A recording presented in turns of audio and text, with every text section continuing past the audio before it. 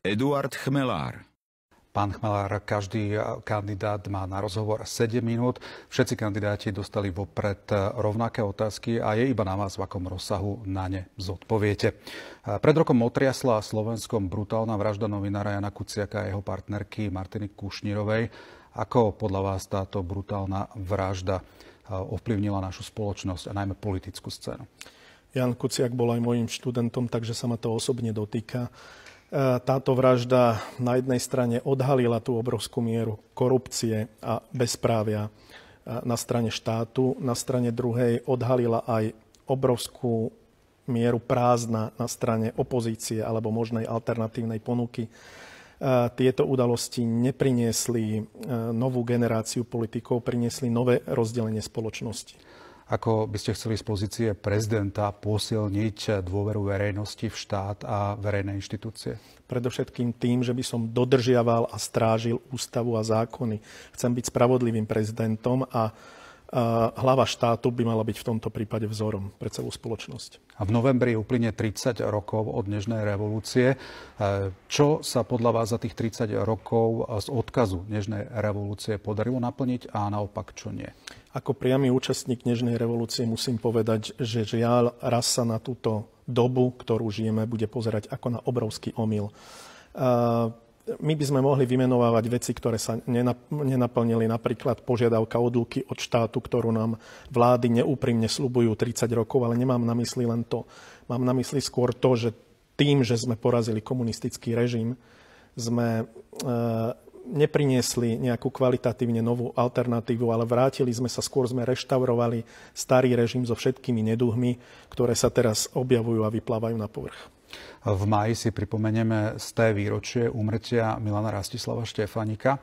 Aký odkaz by sme si mohli zobrať z tejto historickej osobnosti do súčasného Slovenska? Predovšetkým pre štát je Milan Rastislav Štefánik výzvou, ako dokáže človek v zložitých medzinárodných podmienkach vyjednávať čo najlepšie okolnosti, čo najlepšiu pozíciu pre štát tak, aby to bolo dôstojné a aby sme si zároveň nepohnevali veľmoci. V tom bol Milan Rastislav Štefánik bravúrny, až geniálny.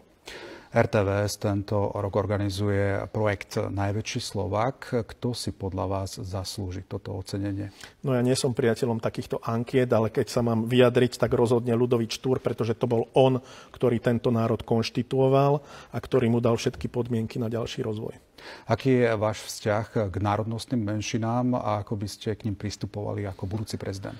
Národnostné menšiny sú integrálnou súčasťou tejto spoločnosti a ja si myslím, že je na čase, aby sme im ponúkli čosi viac, nielen vyžadovali od nich lojalitu. A ja si myslím, že by sme mali premyslieť koncept politického národa. To znamená, že tak ako v niektorých krajinách sa hovorí, že ste Američan alebo Francúz írskeho alebo maďarského pôvodu a nie, že by tu boli izolované skupinky etnické, pretože takto sa nedohovoríme. Potrebujeme spoločný koncept.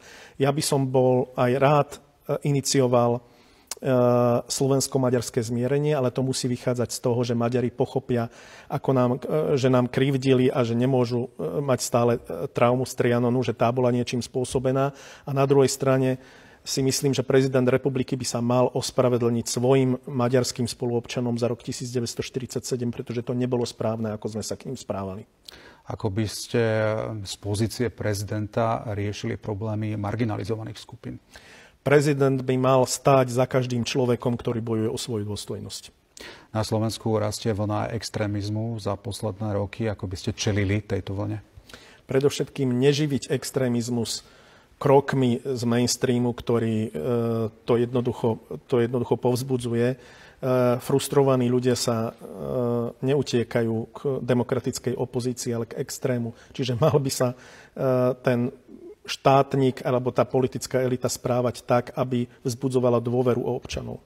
Ktoré 3 veci máte rád na svojej generácii a aj na tej súčasnej mladej generácii a ktoré nie napríklad? Na mladej generácii obdivujem ich schopnosť prispôsobiť sa v informačných technológiách tomu vývoju, robotizácii a tak ďalej. Čo mi na nej prekáža, je neuveriteľná povrchnosť a veľmi na to doplácame. Treba pripomenúť opäť Štúrovcov, že to boli mladí ľudia, to boli 30-tnici, ktorí mali ucelenú predstavu o spoločnosti Veľmi by som sa obával dať dnešným mladým ľuďom do rúk štát. A keby ste mohli vybrať nejaké 3 veci z vašej generácie? To bola predovšetkým schopnosť učiť sa a prispôsobovať sa ťažkým podmienkam. Na čo ste hrdí na Slovensku? Teda čo pokladáte, čo vo vás vyvoláva tú slovenskú hrdosť a naopak čo nie? Som hrdý na kultúru, dejiny a prírodu Slovenska a to, na čo nie som hrdý, je práve to, ako málo o tom vieme. Máte nejaké miesto na Slovensku, kam sa veľmi radi vraciate? To je strašne veľa miest. Ja si trúfam povedať, že poznám Slovensko tak, ako málo kto. Môže to byť Voniaca na Moránskej planine, môžu to byť Holé Malej Fatry, môžu to byť štíty Vysokých Tatier alebo Poloniny. Tých miest je strašne veľa. Ja mám rád Slovensko a mám ho prechodené aj s mojimi deťmi. Radšej Slovensko spoznávate alebo na Slovensku radšej relaxujete? Rozhodne to spoznávanie je súčasťou môjho vlastenectva, pretože moje vlastenectvo nevychádza len z nejakého tupého búchania sa do prst, ale z poznania tej krajiny, jej prírody, kultúry, dejín. To je ohromné bohatstvo, ktoré je nevyužité.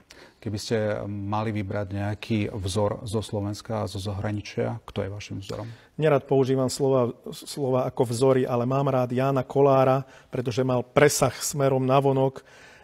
Mám rád Janka Kráľa, pretože je to podľa môjho názoru stále príliš málo neuznaný génius európskeho formátu. Mám rád slovenských Tolstojovcov a zo svetových osobností mňa inšpirujú najviac osobnosti ako Gandhi, ako Martin Luther King, ako Lev Nikolajevič Tolstoj, teda takí tí apoštoli nenásilia. Vaše osobné preferencie, čo rád čítate, aké filmy pozeráte, čo počúvate? Ja čítam toho strašne veľa, okrem strojnických tabuliek, takmer všetko, takže túto otázku môžete klásť niekomu, kto málo číta. A ten výber, počúvam hlavne klasickú hudbu, mám rád sci-fi filmy a historické filmy, obľúbujem pobyty v prírode a adrenalinové športy. A pričom najradšej relaxujete, kedy si naozaj oddychnete? Asi pri tej knižke alebo v prírode. Pán Chmelár, ďakujem. Vyčerpali ste si zákonom stanovený čas pre túto časť rozhovoru. Ďakujem za pozvanie.